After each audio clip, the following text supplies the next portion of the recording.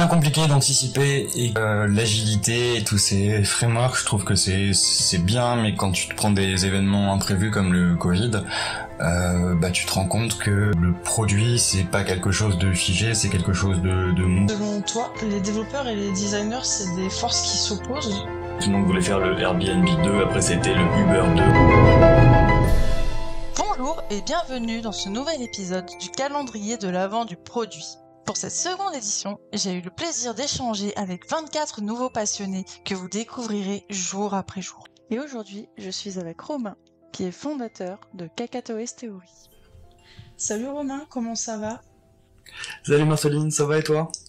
Bah super, merci. Est-ce que tu peux te présenter en quelques mots?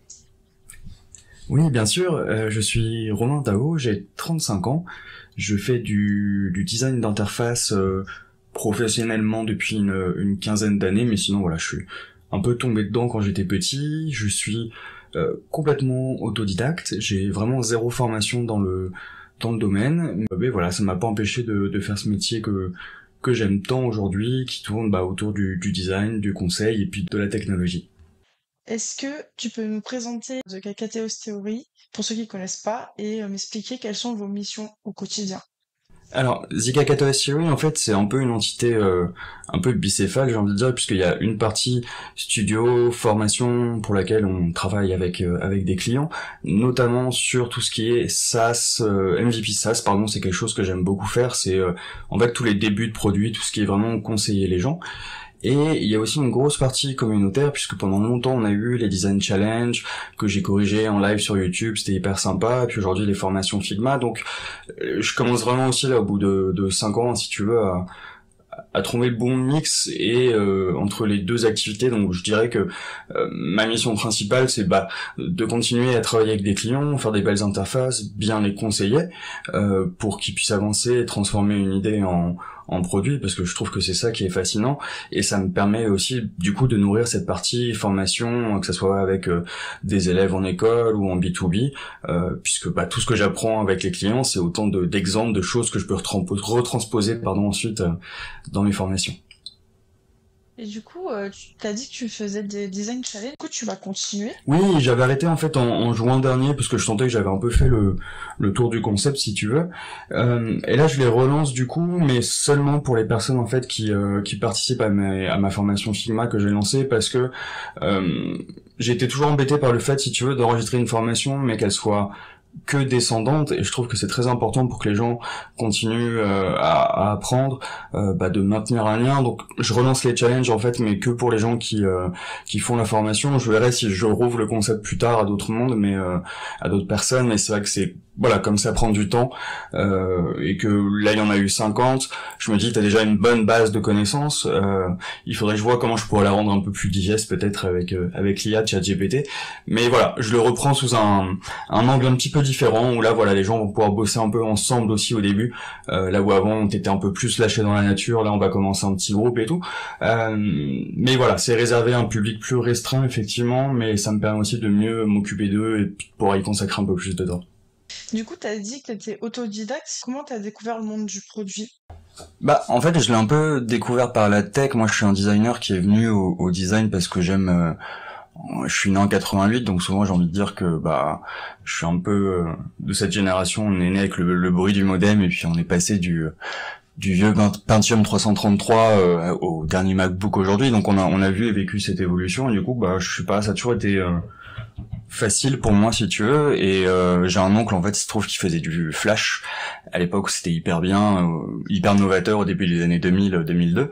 Il m'a mis les mains dedans, ça m'a plu, il m'a dit tiens, ça te plaît, apprends le HTML, le CSS, du coup j'ai touché un petit peu à tout, il m'a filé Photoshop, Illustrator, InDesign, et puis je sais pas, de mes 12 à 18, 19 ans, en fait, j'ai bricolé, j'ai fait plein de petits sites, plein de petites retouches Photoshop, de trucs, enfin, j'adorais ça. Et voilà, et donc, c'est un peu plus tard, effectivement, quand je suis sorti, je pense, au lycée, où j'ai fait un BTS communication, où j'ai commencé aussi à m'intéresser un peu à ce milieu-là, parce que je voulais travailler dans la pub, à la base. Mais au final, c'est plus l'aspect tech, produit, qui me plaît, en fait. Du coup, c'est quoi la prochaine étape de The Kakatoes Theory? J'ai plusieurs idées en tête. Je viens d'accueillir quelqu'un en alternance, Maxime, qui est top. Et j'ai envie de garder la partie studio et de surtout continuer à travailler avec des entreprises, surtout que là, au bout de 5 ans, je commence à avoir accès à des belles boîtes.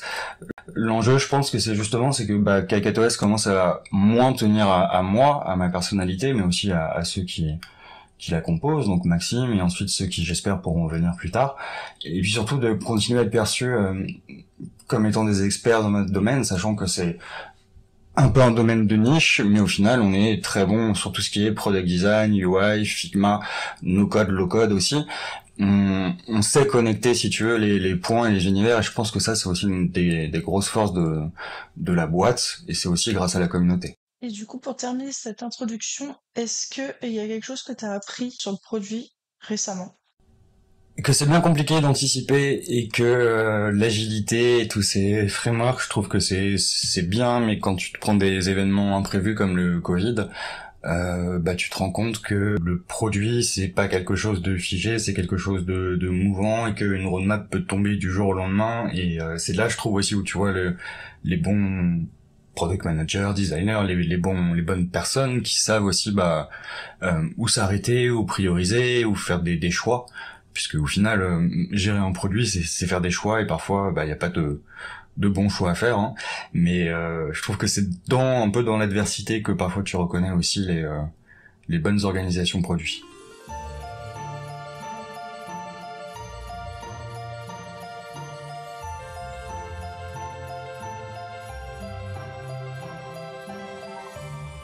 Quel conseil tu donnerais à quelqu'un qui se lance dans le produit aujourd'hui? C'est d'avoir la vision la plus globale, la plus holistique de l'environnement dans lequel il évolue, même si en fait, moi j'ai tendance à voir les choses en pattern. Il y aura toujours des comportements, ça peut être des éléments d'interface, des comportements humains, des choses, bref, des dénominateurs communs qui font que je trouve que aussi des bons product designers, managers, c'est des gens qui savent changer parfois de secteur, mais voir les analogies, savoir transformer des idées. Donc le meilleur conseil que je puisse donner à mon sens, c'est très banal, mais c'est d'être curieux, de regarder un peu toutes les boîtes, toutes les startups qui se font, pas tant les frameworks produits et tout, parce qu'on va en reparler, mais moi j'y connais absolument rien, puis je lis jamais ce genre de choses, mais c'est plus de travailler leur instinct, leur connaissance technique aussi. Je trouve que c'est important aussi, parce qu'on va aller dans un monde qui, même si on pense que l'IA c'est simple, ça sera quand même de plus en plus technique derrière, et on aura besoin de gens pour faire.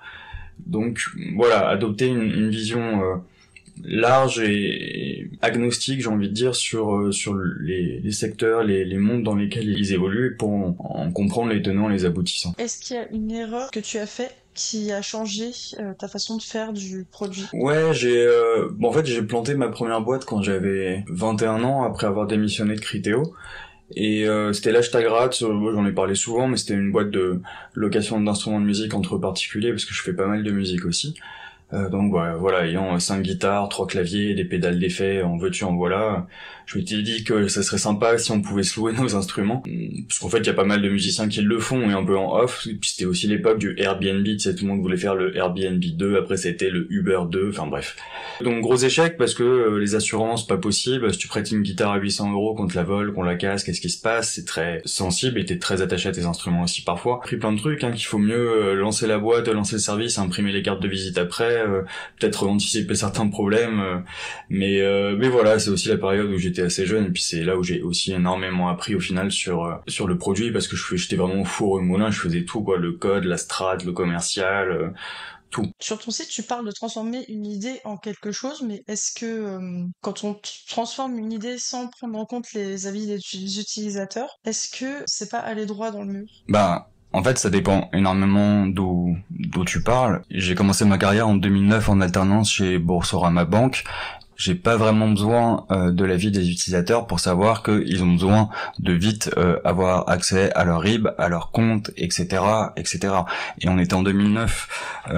Donc oui, on a besoin du X-Research, que ça soit en product, etc. C'est moins ma spécialité, donc voyant ça de loin, je trouve que si je me tiens à ce que je connais, c'est-à-dire le produit SaaS, je pense qu'on en fait beaucoup.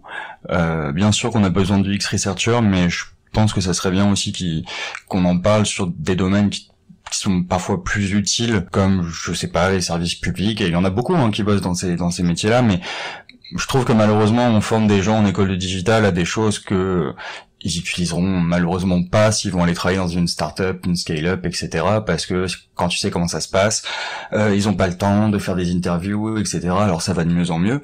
Et me fais pas dire ce que j'ai pas dit, on en a besoin. Mais ce que je constate, parce que je forme pas mal sur la UI, etc., c'est que les connaissances et le niveau est tellement faible côté delivery. Parce qu'en France, on adore penser, mais on aime beaucoup moins faire. Bah voilà, que malheureusement, on a parfois des produits qui sont peut-être très très bien pensés sur le papier, mais si les gens qui pensent sur le papier savent pas se projeter dans l'interface, les difficultés techniques, bah ça fait des solutions qui peuvent être un petit peu caduques. Donc, en fait, oui, je vais demander aux gens, mais si tu veux, moi quand on vient me voir, c'est des gens en fait qui ont déjà des V1, qui ont déjà travaillé, qui connaissent au final leur public.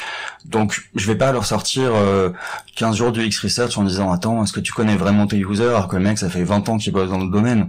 Moi je suis là pour l'aider à formater son idée en interface, tu vois. Et après, est-ce que ça va marcher ou pas, je vais tout faire pour, bien sûr qu'on va la tester.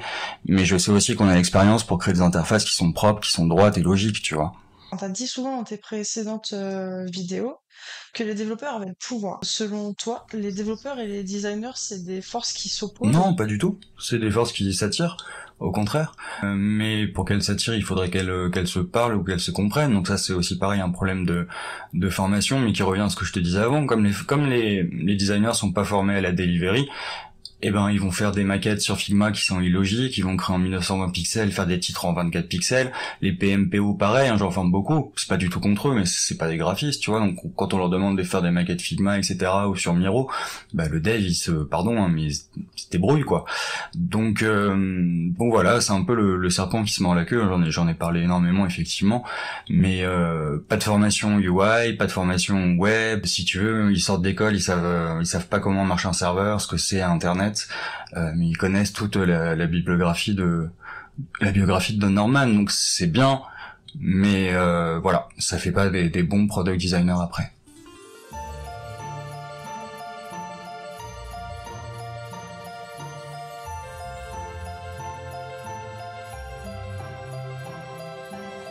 On va parler du design system. Est-ce que tu peux m'expliquer ce qu'est le design system? Ouais, le design system, c'est un concept qui est apparu il y a quelques années, presque une petite dizaine d'années au final dans le design d'interface, qui consiste à prendre comme acquis que nous allons construire nos interfaces un peu sur le modèle, si tu veux, du corps humain, où tu vas, lorsque deux atomes se rencontrent, ça fait une molécule, et puis des templates, puis des pages, etc. Et en fait, c'est un peu cette manière-là dont on bosse aujourd'hui en UI. On va beaucoup séparer nos éléments, faire des composants qui vont être hébergés dans d'autres composants, etc. Et donc, il y a toute une logique en fait applicative que tu viens créer lorsque tu crées des design systems, et le but d'un design system en fait c'est de rendre tout cela intelligible par les développeurs. Donc c'est la différence majeure entre un design system et ce qu'on appelle un UI kit, qui pourrait être un simple fichier graphique qui héberge les composants et ton langage design. Mais le design system, le but voilà, c'est d'unifier la marque, d'unifier le monde du design, du dev, et à terme ensuite bien sûr d'autres départements. Ça peut être le marketing, ça peut être voilà plein d'autres départements autour voilà du design et de l'intégration du design sur les diverses plateformes. Tu retrouveras dans les design systems la documentation sur comment utiliser le bouton, les différents états, etc. Mais pour les développeurs aussi des bouts de code qui peuvent, je simplifie pardon pour les puristes, des bouts de code qui pourront aller copier, récupérer, comparer, etc. Enfin voilà, c'est tout un environnement qui est fait, si tu veux, pour maintenir la consistance. C'est un peu ça le maître mot sur toutes les interfaces d'une même marque. Est-ce que tu conseillerais cette façon de procéder sur tous les projets? Non, pas du tout. Il y a énormément de projets qui nécessitent juste parfois une petite librairie Figma partagée avec des devs, et puis on s'assoit on s'assoit autour de la table et ça marche très très bien. Encore une fois, ça dépend. On dit souvent que le design system doit ou est le reflet de l'organisation en termes de je traduis de l'anglais pardon, donc le reflet de l'organisation de l'entreprise, et c'est très vrai. Donc si t'es une petite boîte avec peu de personnes mais un bon designer et un bon dev, bah tu peux commencer à monter un petit peu le niveau, mais je veux dire, tu feras pas des tokens de niveau 3, etc., des trucs très complexes, parce que en fait t'es à un stade où ça sert à rien d'aller amener cette complexité. Donc ensuite c'est toute la notion est de doser à quel moment. Dans tous les cas, tu commenceras toujours par poser tes styles graphiques via une librairie. Donc tu peux déjà utiliser les variables maintenant sur Figma ou sur d'autres logiciels. Donc voilà, tu fais un design system si t'en as besoin, mais il faut toujours commencer petit. Est-ce que tu as des conseils à donner pour des utilisateurs débutants sur les bonnes pratiques? D'observer le plus de design system possible. Il y a Design System France qui en propose plein, il y a un Slack Design System, enfin, il faut regarder les très gros, Altacian, Adobe, il y en a plein qui sont un peu références. Moi j'aime beaucoup des 4 vitamines, parce qu'il est très bien fait. Regardez voilà sur quoi il tourne, 08, les storybooks, etc. Se renseigner sur les différentes stacks et en fait s'imprégner un peu des façons de faire, de ce qu'on appelle les taxonomies de tokens, comment est-ce que c'est nommé, jusqu'à où ils vont. Tiens, là ça s'appelle brand color, ici ça s'appelle comme ci, comme ça. Parce que au final, on dit toujours qu'un design system donc est fait de design token de décision, parce qu'un token en fait en design c'est une décision. Et bien en fait c'est que ça. Un design system c'est que des décisions actées par les designers et les développeurs autour d'un projet commun qui est de conserver un produit qui est clean, qui est consistant, mais il faut que la complexité voilà reflète aussi celle du produit. Et donc le meilleur moyen pour moi de s'entraîner, c'est de regarder plein de design systems, regarder comment c'est fichu, comment c'est écrit. Si vous pouvez télécharger les fichiers Figma, faites-le. Et voilà, et vous direz, bah tiens, eux, ils ont pas mis à jour les composants, alors que c'est sorti depuis longtemps. Bah ouais, mais s'il y a 500 personnes derrière, je comprends qu'ils soient bloqués un an en arrière sur Figma. Enfin, voilà, parce que du coup, en voyant, en explorant, vous vous posez aussi des questions. Bah écoute, merci beaucoup d'avoir participé à ce calendrier de l'avant du produit. Est-ce que souhaiterais terminer sur un mot de la fin? Bah ouais, merci beaucoup en tout cas pour ton invitation et puis pour tous ceux qui nous écoutent. Je sais que le marché est pas forcément très simple en ce moment, mais accrochez-vous. Si vous avez des idées, même simples, hein, faites-les parce que je trouve qu'aller pousser une idée au final et ce que je disais tout à l'heure, entre une idée et une exécution, souvent il y a un monde. Bah faites-le. Hein. J'ai une élève par exemple, c'était pour organiser un conseil syndical et mettre 170 personnes d'accord. Bah voilà, c'est rigolo et c'est des petits exercices que vous pouvez faire. Vous entraîner à monter des petites apps sur Bubble, il y a des choses plus simples comme Softair, etc. Mais je trouve que créer des produits, voilà, en idée, même en se donnant un petit temps limite, bah vous apprendrez toujours quelque chose et c'est comme ça qu'on progresse parce que quasiment personne n'y arrive du premier coup. Merci d'avoir écouté cet épisode, j'espère que ça vous a plu. Vous pouvez retrouver un résumé en vous inscrivant à la newsletter sur afternoon.pm. À demain pour un prochain épisode.